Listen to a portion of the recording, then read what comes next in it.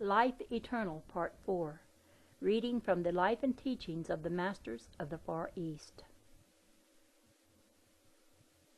At different intervals have come the planets and stars of our solar universe. Yet prior to this chaotic condition, humanity had already set up in definite mind action such a divine balance that to chaos has come order, so divinely exact and perfect that the place any star or planet will occupy at any time can be mathematically determined to the second. This balance is so perfect that there has been no variation for 1 billion years. This certainly indicates eternity. Thus you can readily recognize perfect law or Lord in action, and it came into being through a great civilization of the human family, and through their united will of perfect understanding through the civilization. To this divine understanding was given the word or name God. It was fully known that this word could be intoned at the greatest vibratory frequency, as it was placed in the head of all languages. In the beginning, the word in no way represented a human form, but it did represent a great divine principle set up by the entire human race. This race lived in heaven, as heaven to them was and is the ever-divine principle and harmony within the human form, which is the mind called God. From this word, knowing its divine origin and precepts, every divine condition does come to humanity. This divine, just, and perfect law, or Lord, reigns throughout the entire universe. You now see it throughout the entire solar system, but we know that it is just as positive throughout the entire human kingdom as well as the plant, mineral, and animal kingdoms. During this chaotic disturbance, nearly all of those who had withdrawn from the great group were destroyed. Those who were left of this group were obliged to seek shelter in caves and wherever they could find protection. Food became scarce, and just the matter of food became so pressing that a large percentage became cannibals. These conditions which they brought upon themselves, and which not only separated them from the great group, but from each other, forced them to form tribes in order to exist, thereby causing them to forget all of their former knowledge, and so they became nomads. These were the forefathers of that race which is called material, and although this separation has carried on for well over 1 million years, there still remains something which may be called a half-instinct through which they feel that they have been a part of the divine plan.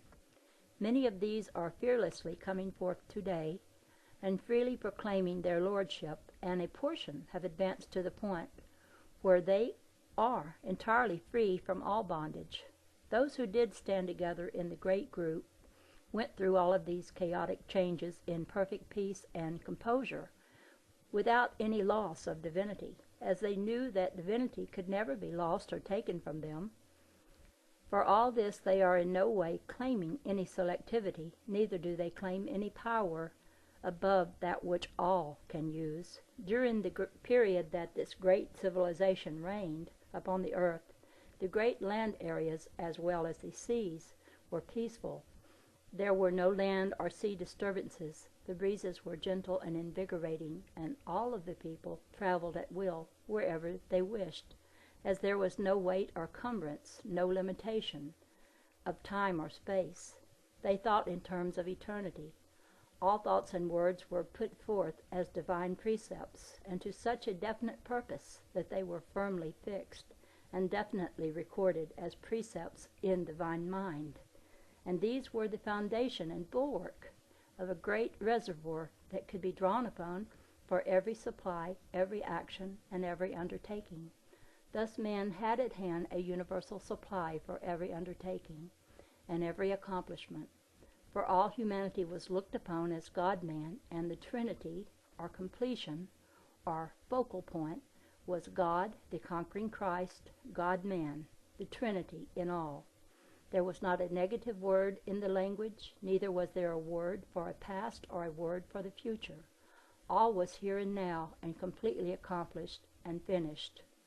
All of the accomplishments that humanity is struggling with today in order to return to this high estate have been accomplished by this so-called higher civilization, and all of the accomplishments are recorded in record form and are, stay with me here,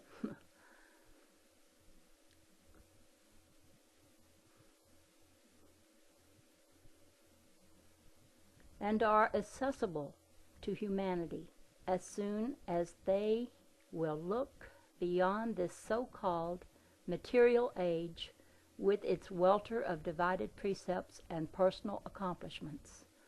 All of these accomplishments are perfected and fully recorded definitely in the great storehouse of universal mind substance.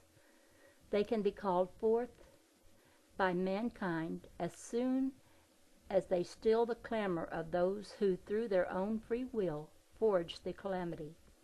The greatest hope is for the future generation. It is quite evident that the younger generation is physically, mentally, as well as mechanically the best of all timber.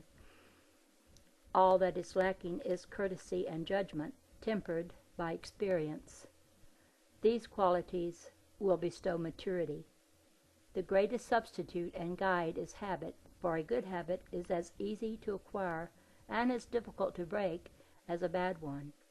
It is a well-organized thought by those who are the survivors of that great civilization, that had every individual been carried out by these great chaotic disturbances, that the precepts were so definitely thought out and so thoroughly recorded in the universal mind substance that not one thing would have been lost. It is a well-known fact that every positive word set forth with a true meaning and definite intent is so fully and intelligently recorded in divine mind substance, which we call God mind, including every action and tone, that it can be recalled. Also, photographic records made to the degree that all may see and hear all of these events. It is a well-known fact that a portion of this great civilization has survived and preserved their identity, although they have withdrawn into more or less seclusion. Nevertheless, they are awaiting the time, which is not far distant, when they may come forth and proclaim their identity.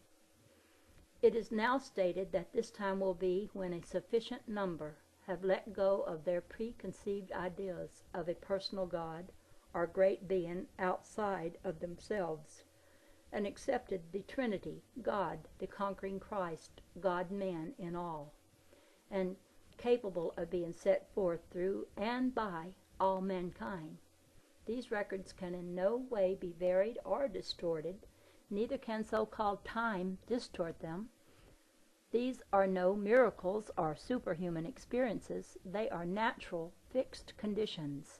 In fact, they are of the same fixed law that governs and rules all of the planetary systems of the universe. The wonder is that this law and its influences speak more loudly than any words the greatness of man's ability to achieve. The great beauty and purity of it all is that this was in no way a great dominating or supernatural race, just as you and I are today, all in the same image and likeness, the same and one God. Then let us all worship together this one great noble God-man, looking first for God in all, then seeing the conquering Christ in every face, uniting all in God-man, knowing that every image that is set up outside of man is but an idol with feet of clay that is readily broken by the spoken word. With this you can clothe all science and all religion with the same garment from the one source, as all is one truth. Truth is the law of all science. By thinking divinity, man establishes divinity within himself, and also adds to the great reservoir of cosmic energy and force, that force becoming a great power within itself. You are capable of setting up just such a force and building it to a higher degree of activity.